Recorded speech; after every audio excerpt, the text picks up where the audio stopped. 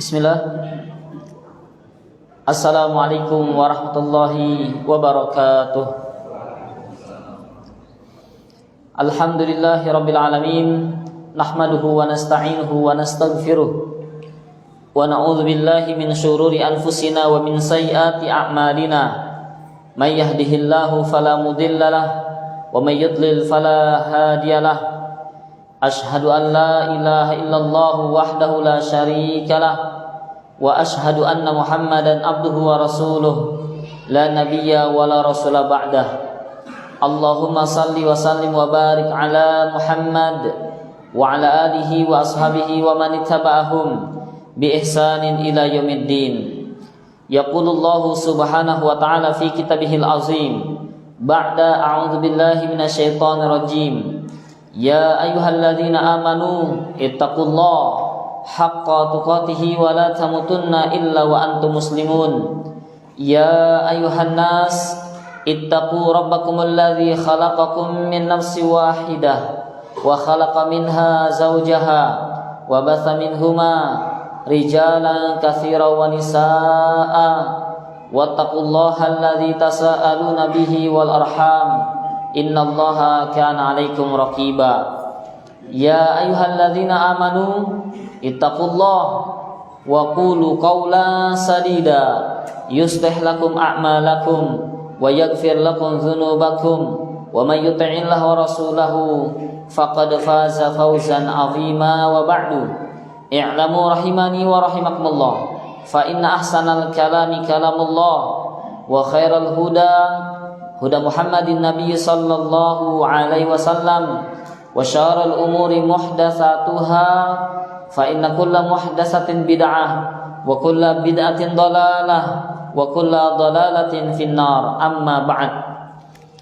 Kepada para hadirin wal hadirat rahimani wa rahimakumullah, alhamdulillahirabbil alamin. Segala puji milik Allah subhanahu wa ta'ala yang telah mencurahkan kepada kita berbagai macam nikmat serta karunia-Nya kepada kita sekalian. Salawat dan salam semoga senantiasa selalu terlimpahkan kepada junjungan kita, baginda kita Nabi besar Muhammad sallallahu alaihi wasallam, dan juga semoga tercurahkan kepada para sahabat beliau radhiyallahu ta'ala anhum jami'an.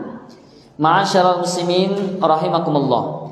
Di kesempatan yang berbahagia ini kita akan melanjutkan membaca kitab Hadis Arba'in An-Nawawi, dan kita telah sampai pada hadis yang ke-7, yakni tentang ad-dinun nasihah.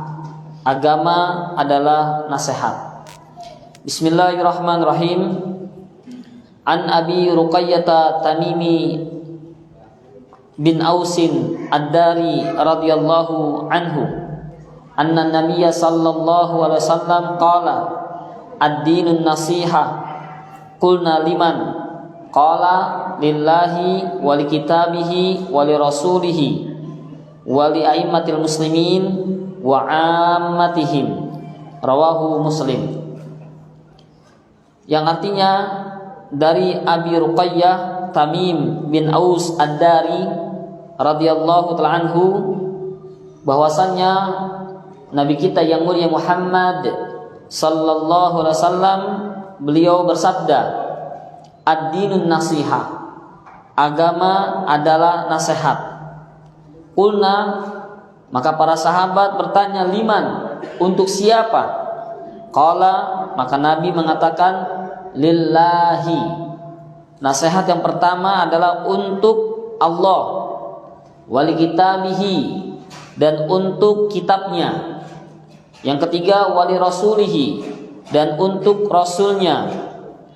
Yang keempat, wali a'immatil muslimin, untuk para pemimpin kaum muslimin. Wa 'ammatihim, dan orang-orang awam dari kalangan kaum muslimin. Ma'asyiral muslimin azanallahu wa iyyakum jami'an.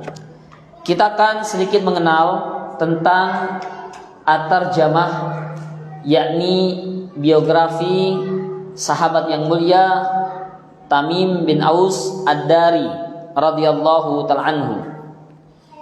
Beliau adalah nama aslinya Tamim bin Aus, itu nama bapaknya. Bin Kharijah, nama kakeknya.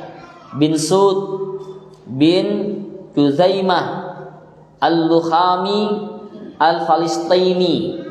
Beliau berasal dari Palestina, bukan dari Mekah ataupun Madinah, tapi dari Palestina, Syam. Kemudian beliau memiliki kunyah Abu Ruqayyah karena satu-satunya anak beliau, yakni seorang wanita namanya Ruqayyah, dan gak punya anak lagi kecuali Ruqayyah saja. Ad-Dari ini dari tempat daerah Ad-Dari, seperti Al-Imam Al-Bukhari, Bukhara, ya. Kemudian beliau masuk Islam yakni pada tahun ke-9 Hijriyah, setelah beliau hijrah dari Mekah ke Madinah, yakni tahun ke-9 beliau baru memeluk agama Islam, ya. Dan beliau bahkan ini seorang mantan pendeta, ya. Jadi Tamim bin Aus Ad-Dari bukan sembarangan orang. Dia orang Nasrani dan titelnya, jabatannya seorang rahib, yakni pendeta. Ya, alhamdulillah Pak, mantan pendeta daripada mantan ustadz gitu ya. Ada tuh di Facebook atau di media sosial gitu ya. Saya mantan ustadz Ibrahim namanya. La ilaha illallah. Baca Quran masih belepetan gitu ya. Ini Tamim bin Aus Ad-Dari, seorang Nasrani, bahkan beliau salah seorang pendeta, ya, dulunya. Kemudian Allah berikan hidayah. Dan tentang kisah Tamim Ad-Dari, hadis yang sangat terkenal, yakni tentang al-jassasah. yakni jassasah adalah hewan melata yang memiliki bulu yang sangat lebat sehingga tidak diketahui mana kepalanya mana kakinya, saking lebatnya. Dan hewan tersebut bisa berbicara kepada Tamim bin Aus Ad-Dari radhiyallahu taala anhu. Tentunya ini hewan tersebut nanti akan keluar, muncul di akhir zaman ketika Dajjal laknatullah alaihi keluar dari muka bumi ini. Ya, ini hadis al-jassasah dari sahabat Nabi yang bernama Tamim bin Aus Ad-Dari radhiyallahu taala anhu. Kemudian beliau tinggal di kota Madinah semenjak masuk Islam sampai terbunuhnya khalifah yang ketiga, Utsman ibnu Affan radhiyallahu taala anhu. Ya, terjadi huru-hara, pemberontakan orang-orang Khawarij sampai mereka tega membunuh yakni khalifah Rasulullah yang ketiga sebagai menantu Rasulullah, ya, dibunuh oleh orang-orang Khawarij dan orang-orang munafiqin. Setelah itu Tamim bin Aus Ad-Dari radhiyallahu anhu pun pindah ke Baitul Maqdis, ke Palestina, pulang kampung, ya. Kemudian beliau tinggal di satu desa namanya desa Ainun, ya. Kalau diterjemahkan Ainun artinya apa? Mata, ya, Pak. Kalau mata-mata Ainun gitu ya. Enak bener ya bahasa Arab ya. Ainun. Kemudian beliau juga termasuk di antara para sahabat yang diberikan tugas oleh Rasulullah sebagai pengumpul wahyu Al-Quran. Walaupun beliau berjumpa dengan Rasul hanya 2 tahun, masuk Islam tahun 9, 11 Rasulullah wafat. Namun beliau termasuk memiliki keahlian, yakni mengumpulkan ayat demi ayat sehingga menjadi Al-Quranul Karim yang kita baca setiap hari. Dan beliau yakni meriwayatkan hadis gak banyak, hanya 40 hadis saja.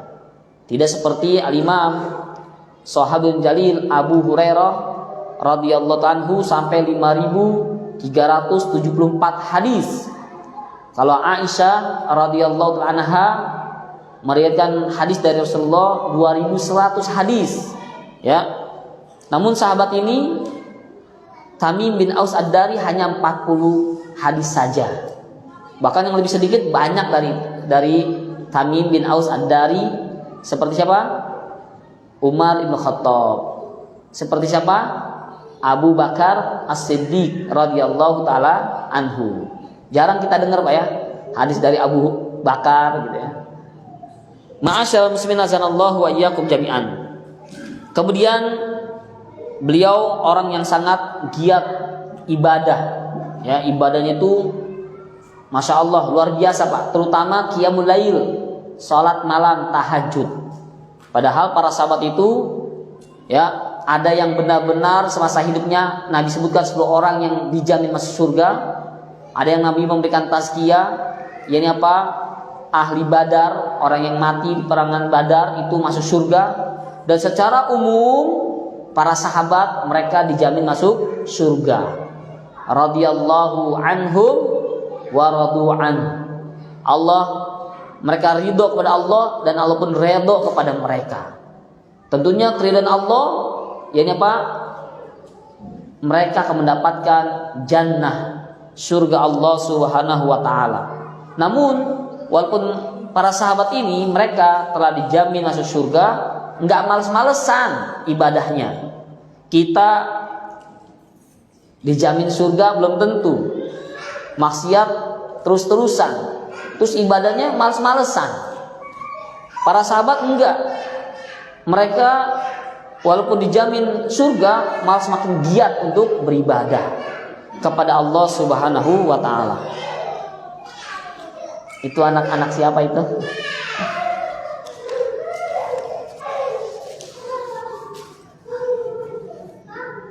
Nah, ini perlu diperhatikan lagi tentang bermajlis nih Pak ya. Kalau kita baca biografi Imam Malik rahmatan wasi'ah, dia kalau ada tamu datang ke rumahnya ditanya ya sama pembantunya, mau ngapain ketemu Imam Malik. Kemudian tanya, ya Syekh ada yang mau ketemu. Tanya mau ngomong masalah umum atau apa masalah hadis, kata dia. Ingin bicara tentang agama, masalah hadis. Tunggu dulu sebentar. Mandi dulu, pakai jubah kebesaran, pakai imamah, sorban, pakai minyak wangi, baru berbicara tentang hadis, membacakan hadis. Nah, ini imam besar Ahlus Sunnah wal Jamaah Al-Imam Malik bin Anas rahimahullah rahmatan wasi'ah. Maka sudah sepatutnya bagi kita pun demikian. Nanti di sini ada nasihat untuk siapa? Wali rasulihi, untuk rasulnya. Di antaranya apa? Menghormati ya syariat Islam dan hadis-hadis Rasulullah. Ketika dibacakan, kita pun mendengarkan dan juga mengkondisikan keadaan tempat sekitar. Jangan sampai hadis Rasulullah ini sebanding dengan wahyu Pak ya. Hadis Rasulullah itu sebanding dengan Al-Quran ya. Artinya apa? Hadis Rasulullah itu pun dari Allah Subhanahu wa taala. Ma'asyiral muslimin azanallahu wa iyyakum jami'an. Kemudian Tamim bin Aus Ad-Dari radhiyallahu anhu, beliau wafat pada tahun 40 Hijriah di Bait Jabrin, Palestina ya. Ini Palestina itu negerinya para al-anbiya, para nabi dan rasul. Banyak para nabi dan rasul diturunkan di Syam ataupun di Palestina. Ma'asyiral muslimin azanallahu wa iyyakum jami'an. Itulah sekilas tentang biografi Abu Ruqayyah Tamim bin Aus Ad-Dari radhiyallahu taala anhu. Sekarang kita akan membaca tentang syarhun, yakni penjelasan hadis tersebut. Yang pertama, Rasulullah mengatakan ad-dinun nasihah, agama adalah nasihat. Ad-din di dalam al-lughatul arabiyyah ada dua maknanya. Din yang pertama artinya al-jaza'u. Al-jaza artinya apa? Balasan. Kita sering baca, cuman mungkin nggak tahu maknanya. Dalam surat Al-Fatihah Allah mengatakan Maliki yaumiddin. Bisa dibaca panjang atau pendek manya. Boleh dibaca Maliki yaumiddin atau Maliki yaumiddin. Manya ya Pak ya. Tapi kalau dalam surat An-Nas itu mimnya harus dibaca pendek. Malikin nas.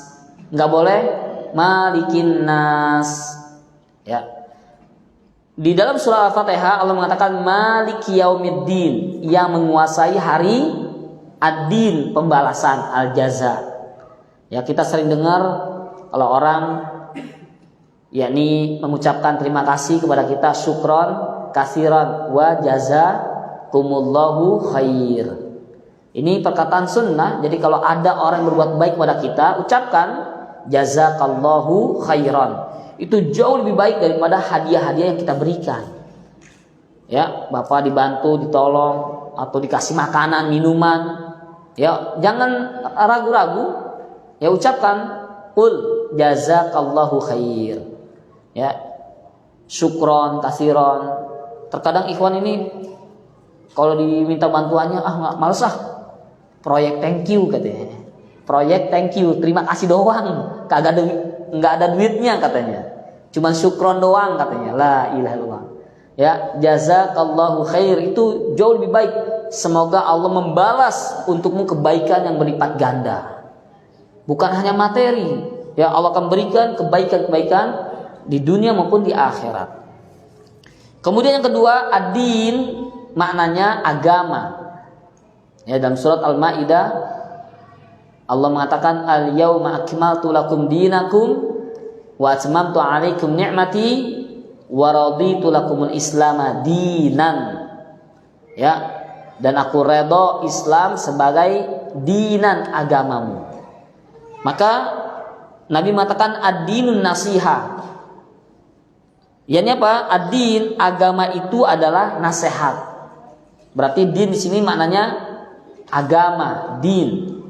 Nah, kemudian dinamakan Madinah, itu artinya apa? Pusat keagamaan. Sebelum nama Madinah namanya apa? Yasrib. Ya. Kemudian Nabi hijrah, kemudian membangun masjid yang diwakafkan oleh anak yatim piatu namanya Suhail dan Sahal, atau Sahal dan Suhail, ya. Diwakafkan, kemudian dibangun masjid An-Nabawi. Ikhwan yazanallahu wa iyyakum jami'an. Maka ketika itu dirubah menjadi kota Madinah An-Nabawiyah, keagamaan. Kemudian ma'asyiral muslimin azanallahu wa iyyakum jami'an. Qulna, para sahabat berkata, liman, untuk siapa nasihat tersebut? Ya. Ini tentunya di antara keindahan metode Rasulullah dalam mengajar. Jadi Nabi bersabda ringkas, simpel. Ad-dinun nasiha, agama adalah nasihat. Udah. Nasihat cuma segitu aja tuh. Kemudian apa? Sampai audiensnya, para sahabatnya, mad'unya, pendengarnya, dia akan bertanya, karena Nabi menyebutkan secara apa? Umum, tidak terperinci. Biar pada eling, biar pada ngeh. Ad-dinun nasiha, agama adalah nasihat. Udah cukup. Sehingga para sahabat bertanya, kulna, kami mengatakan, liman, untuk siapa ya Rasulullah? Menunjukkan apa? Para sahabat itu orang yang belajar ilmu din, agama, nggak main-main, memperhatikan secara seksama dan bertanya sesuatu yang mereka nggak ngerti. Ya, tentunya bertanya untuk pribadinya dan untuk orang lain, menimba ilmu, bukan pengen ngetes ustadznya. Ya, bertanya untuk mengangkat kebodohan yang ada pada dirinya. Ya, ini semangat gibtohnya para sahabat dalam thalabul ilmi. Kemudian barulah Rasulullah menyebutkan secara terperinci. Kata Rasul, qala, nasihat itu lillahi. Yang pertama, nasihat untuk Allah Subhanahu wa taala. Jadi maksudnya apa? Nasihat untuk hamba dalam rangka beriman kepada Allah. Nasihat ini untuk kita semua agar kita beriman kepada Allah. Beriman kepada Allah yakni tentunya ada 2 poin yang besar. Yang pertama, nasihat bagi Allah mencakup 2 hal. Yang pertama yakni mengikhlaskan ibadah hanya untuk Allah semata. Poinnya di situ. Yakni semua ibadah harus kita lakukan hanya untuk Allah semata, bukan untuk yang lain. La lil ghair. Ini udah harga mati nih Pak ya. Bukan hanya NKRI harga mati, tetapi kita beribadah kepada Allah ikhlas lillahi ta'ala, bukan untuk yang lain. Karena kalau tercampur sedikit saja beribadah untuk mendapatkan pujian karena takut dicela, ibadahnya nanti rusak, bahkan mardud, tertolak. Kemudian yang kedua, yakni bersaksi bahwasanya Allah itu Maha Ahadun, Maha Esa. Kalau Allah sudah Maha Esa, Maha Satu, maka yang lain nggak ada, kecil semuanya. Ya, Tuhan itu banyak, namun yang paling berhak untuk disembah dengan benar adalah Allah. Makanya qul huwallahu ahadun. Katakanlah ya Muhammad, Allah adalah zat yang Maha Esa, satu. Bahkan Pancasila kita, sila yang pertama apa? Ketuhanan yang Maha Esa. Karena memang disusun oleh para ulama, ya, para kiai duduk bermajlis, yakni apa? Membuat dasar-dasar negara kita. Bukan orang-orang Nasrani, bukan. Umat Islam berkumpul, yakni membuat sila menjadi Pancasila. Ada 5 dasar. Maka bersaksi bahwasanya Allah adalah zat yang Maha Esa. Dalam apa? Dalam 3 hal. Mengesakan dalam rububiyah. Ini apa? Segala yang berkaitan dengan perbuatan Allah, hanya Allah lah yang mampu. Apa contohnya? Ar-rububiyah, Allah Maha menciptakan. Tidak ada pencipta kecuali Allah. Allah yang Maha menghidupkan. Tidak ada yang menghidupkan kecuali hanya Allah. Tidak ada yang dapat mematikan kecuali Allah Subhanahu wa ta'ala. Semua yang dimaksud dengan ar-rububiyah yakni bi af'alihi, ifradullah ta'ala bi af'alihi, menjadikan Allah satu-satunya zat yang berhak untuk yakni meyakini perbuatan-perbuatan Allah yang hanya Allah saja yang mampu. Seperti tadi yang menurunkan hujan Allah, menghidupkan, mematikan, kemudian apa? Memberikan rizki kepada kita sekalian, Allah Subhanahu wa ta'ala. Dan ini diyakini pula oleh orang-orang kafir terdahulu, orang-orang musyrik terdahulu. Ketika ditanya, ya, wa in sa'altahum, coba tanya kepada mereka orang-orang kafir, orang-orang musyrikin, man khalaqas samawati wal ardo, siapakah yang menciptakan langit dan bumi? Maka niscaya mereka pasti akan menjawab, la yaqulunallah, bahwasanya yang menciptakan langit dan bumi adalah Allah. Jadi orang-orang musyrik, orang-orang kafir terdahulu, mereka akidahnya benar dalam hal ar-rububiyah. Adapun umat sekarang akidahnya lebih rusak dari orang musyrik terdahulu. Aduh, musim hujan mulu ya. Padahal udah Imlek gitu ya. Imlek udah apa ya? Biasanya keyakinan kita dulu ya, oh hujan nih karena Imlek gitu. Ini syirik Pak. Ya, syirik, nggak boleh. Terus sekarang Imlek udah lewat, tapi masih hujan. Padahal kan Imlek udah selesai, kok masih hujan ya? Berarti masih menggantungkan bahwasanya apa? Hujan itu dikaitkan dengan adanya apa? Tahun baru Cina gitu ya. Imlek, la ilaha illallah. Ini kesyirikan. Yang menurunkan hujan adalah Allah Subhanahu wa ta'ala. Dan masih banyak lagi, ya, hal-hal yang saat ini kita terkadang jatuh dalam perbuatan syirik ar-rububiyah. Kemudian bersaksi bahwasanya Allah itu esa dalam al-uluhiyah, yakni akidah tauhid al-uluhiyah, menjadikan Allah satu-satunya zat yang berhak untuk diibadahi. Ya, salat untuk Allah, puasa untuk Allah, nazar, doa, semuanya takut, cinta, berharap hanya kepada Allah Subhanahu wa taala. Tauhid al-uluhiyah. Yang ketiga, yakni apa? Mengesakan Allah dalam hal nama dan sifat Allah. Al-asma was sifat. Al-asma was sifat. Jadi kita menetapkan nama-nama Allah. Nama-nama Allah ada berapa? Asmaul Husna? Berapa?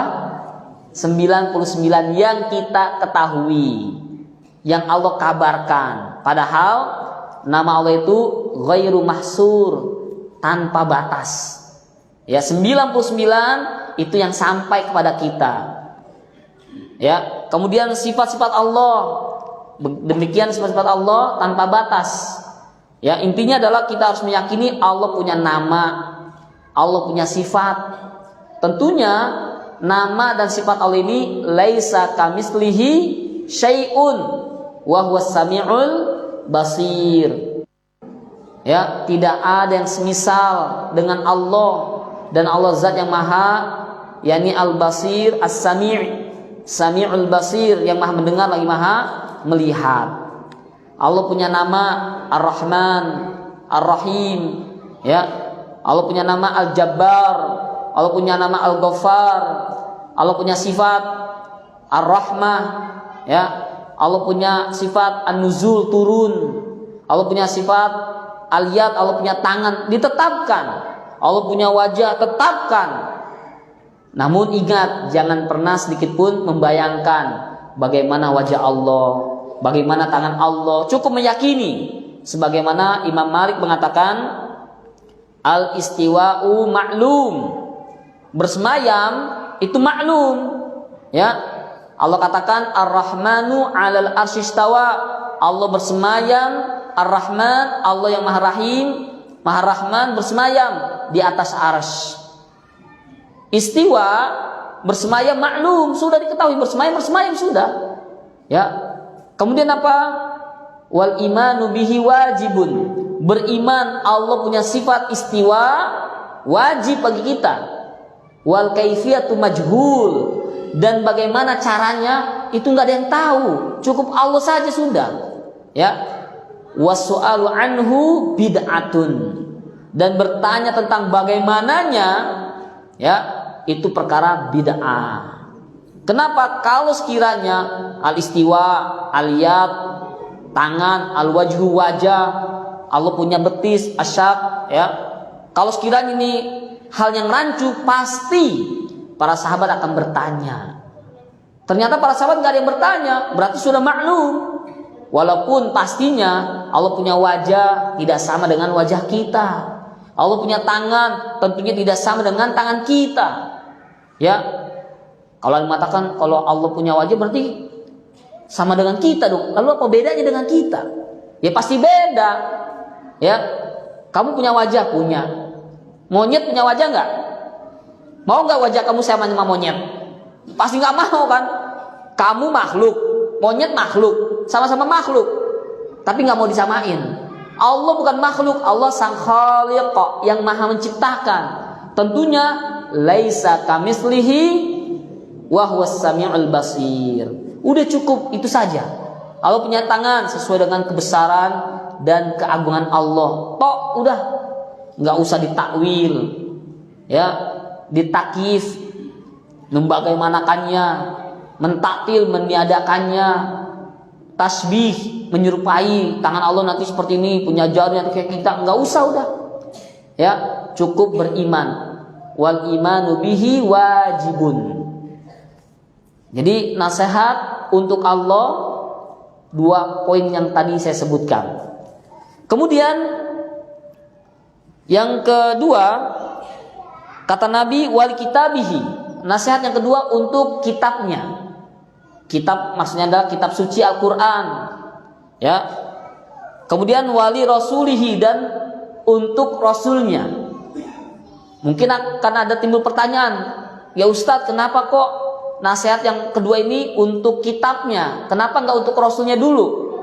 Ya, kenapa enggak lillahi wali rasulihi wali kitabihi? Ini bukan Nabi salah ngomong, enggak. Memang demikian. Kenapa? Ada istilah dalam bahasa Arab, ahammu fal aham. Ini penting, dan ini ada yang jauh lebih penting dari itu. Menasihati Rasul penting, tetapi menasihati Alkitab, Al-Quran, dan kitab-kitab suci yang lainnya itu jauh lebih penting. Kenapa sebabnya? Karena Alkitab, yakni kitab suci itu abadan, kekal selama-lamanya. Dia tetap sifatnya. Sementara dia akan wafat, meninggal dunia. Ya, apalagi yakni kitab-kitab terdahulu ketika para nabi, Musa, Nabi Daud, ya, Nabi Isa ketika meninggal, maka dengannya mukjizatnya pun hilang. Tetapi Al-Qur'anul Karim sampai yaumul qiyamah, walaupun Rasulullah telah wafat sallallahu alaihi wasallam, ya, 14 abad yang lalu, tetap mukjizatnya Al-Qur'annya masih ada sampai hari ini dan sampai yaumul qiyamah. Lalu bagaimana maksudnya nasihat bagi kitab Allah? Di sini ada 6. Yang pertama, membela Al-Quran. Wali kitabihi, nasihat untuk kita terhadap Al-Quran. Wajib bagi kita membela Al-Quran. Ya, dari apa? Penyelewengan dan mengubah maknanya. Jadi kalau ada orang yang mengubah apa? Al-Quran, harokatnya disalah-salahin. Kemarin di grup itu di WA ada, hati-hati cetakan ini Al-Qurannya wa inna la jahilun jadi la ja'ilun. Jahil, ja'il itu hampir sama itu. Ya, beda ain sama ha. Ja'ilun, jahilun. Orang kalau nggak ngerti bahaya itu. Ya, maknanya pun rusak, hancur. Tapi Allah berjanji.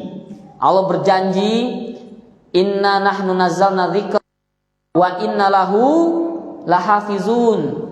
Sesungguhnya kami yang menurunkan Al-Quran, Az-Zikra, dan kami pula yang akan menjaganya. Ya, Allah berjanji. Ya, tidak seperti kitab-kitab terdahulu. Ya, kitab Taurat, Zabur, Injil, itu Allah serahkan penjagaannya, yakni biaidihim, dengan tangan-tangan mereka. Sehingga enggak heran bagi kita jika ada yang namanya Injil perjanjian lama, perjanjian baru gitu ya. Nggak tahu tuh kita sahih atau tidaknya. Ya. Bahkan dikisahkan ada seorang ahli, ya. Dia ahli menulis, ya. Dia ambil kitab Injil, disalin, ditulis, ditambahin, dikurangi terus gitu. Kemudian dia cetak, dia jual, laku habis laris manis. Dia ambil kitab Zabur, dibaca, dipelajari, disalin, dicetak, ditambahin, dikurangin, dicetak, dijual, laris manis. Ya, pokoknya la tansa, laris tanpa sisa gitu. Ya. Catat nih Pak ya, la tansa. Kita bikin dagangan la tansa gitu ya. Itu bahasa Arab, artinya ojo lali gitu ya. La tansa, jangan lupa gitu. Nah, kemudian dia ngambil Quran. Wah, Quran nih, penggemarnya banyak nih umat Islam. Dia ambil Quran, kemudian apa? Dia pelajari, dia amati, kemudian dia tulis ulang, disalin, ditambahi, dikurangi, harokatnya disalah-salahin segala macam. Dicetak berapa ribu eksemplar gitu ya. Dibawa sampelnya ke tukang buku Pak ya. Mungkin kalau Bapak pernah ke Jakarta di Senen ada Kuitang itu ya. Banyak tuh tukang buku sana. Itu dibawa sampel, Pak nih saya punya Quran cetakan bagus nih. Ya, pokoknya covernya lah pokoknya. Murah meriah. Dicek, dilihat gitu. Boro-boro dibanting Qurannya. Ini bukan Quran. Hadza laisa Quran katanya. Dibanting. Ini kitab suci loh umat Islam katanya. Ini bukan, ini banyak pentahrifan, banyak pengubahan katanya. Boro-boro dibeli, dibanting yang ada katanya. Dia kaget. Masya Allah. Saya baca kitab Injil, Zabur, Taurat, saya ambil, ya, saya tulis ulang, saya tambahin, saya kurangi, saya rubah-rubah lah, nggak ada yang komentar. Ini boro-boro ditawar, ya, dibanting katanya. Semenjak itu apa? Dia masuk Islam. Kemudian dia tanya, kok bisa tahu katanya? Ini penjual, bukan penjual yang sekarang Pak ya. Penjual zaman dulu bisa baca Quran, tahu. Kalau penjual sekarang kan taunya cuan gitu, yang penting dapat duit, untung gitu. Zaman dulu sih, wah dicek beneran itu. Apalagi ada bacaan wakaf, tinggal diperjualbelikan. Kalau kita enggak, ada Quran wakaf, diperjualbelikan. Kan wakaf nggak boleh diperjualbelikan ya. Subhanallah, negeri kita ini ya, masya Allah. Kemudian ikhwan yazanallahu wa iyyakum jami'an, maka pedagang tersebut mengatakan, inna nahnu nazzalna dzikra wa inna lahu lahafizun. Sesungguhnya Al-Quran ini Allah yang menurunkan, maka Allah pula yang akan menjaganya, gitu. Ya, bahkan orang tersebut ini ahli debat itu ya, ahli debat segala macam. Yang menulis itu ternyata kalah sama tukang buku, ya, taubat masuk Islam. Alhamdulillah.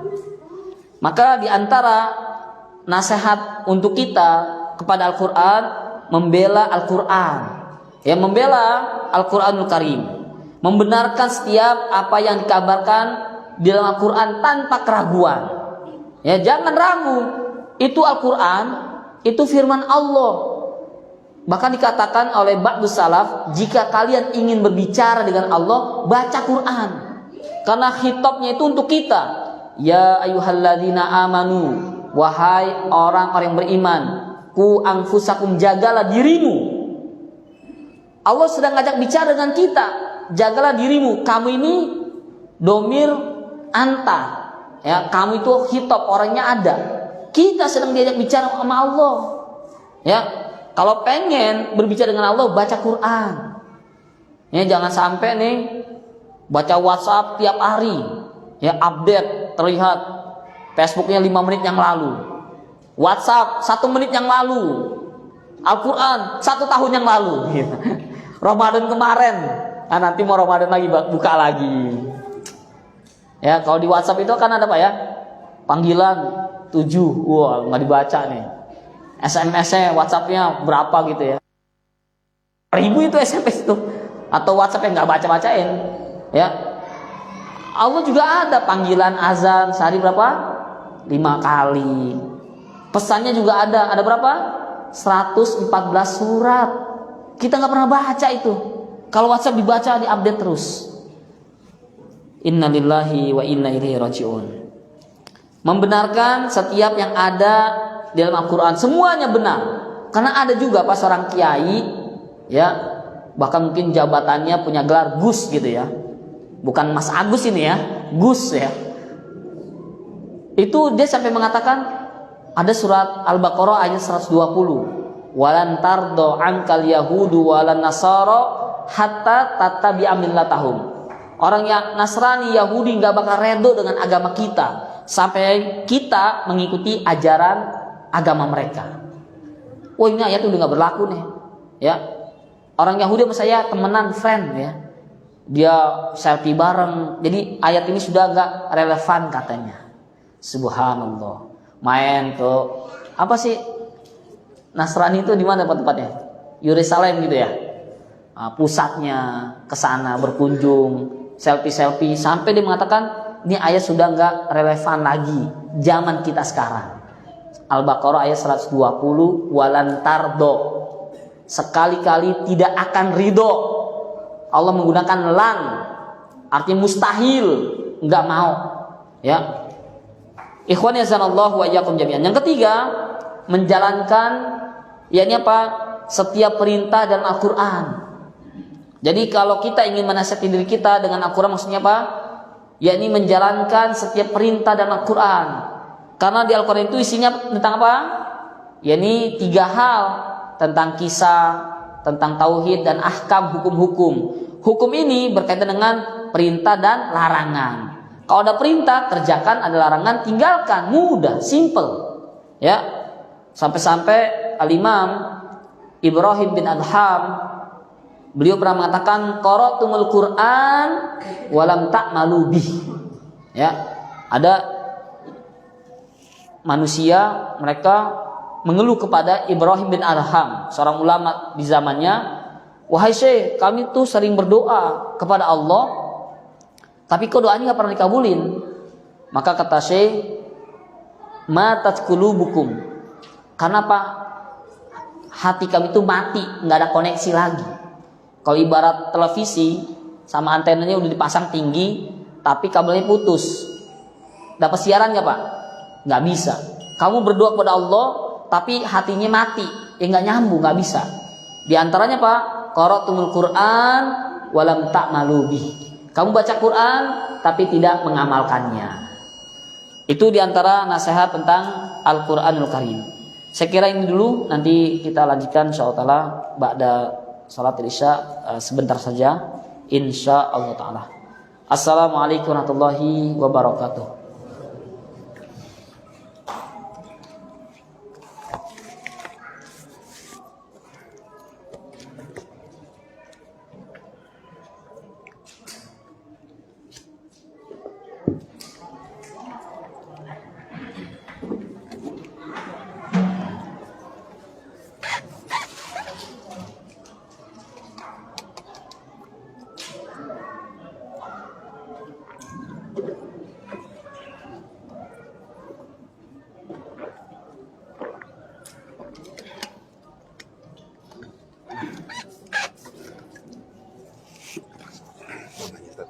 Ada teman nanya, dia lagi safar, sholat maghribnya ikut imam mukim. Sholat isanya dia boleh di kos sih. Gitu ya. Jadi dia maghribnya bareng sama ini. Imam mukim. Tapi dia safar ya? Safar. Oh boleh, kalau lagi safar. Boleh. Berarti dia kan maghrib ikut orang mukim, salam terus diberdirikan, ingin menjamak qashar kan? Boleh, kalau safar boleh. Dijamak dan qashar. Jadi yang isanya dia boleh kosong langsung. Boleh. Dua. Ya, betul.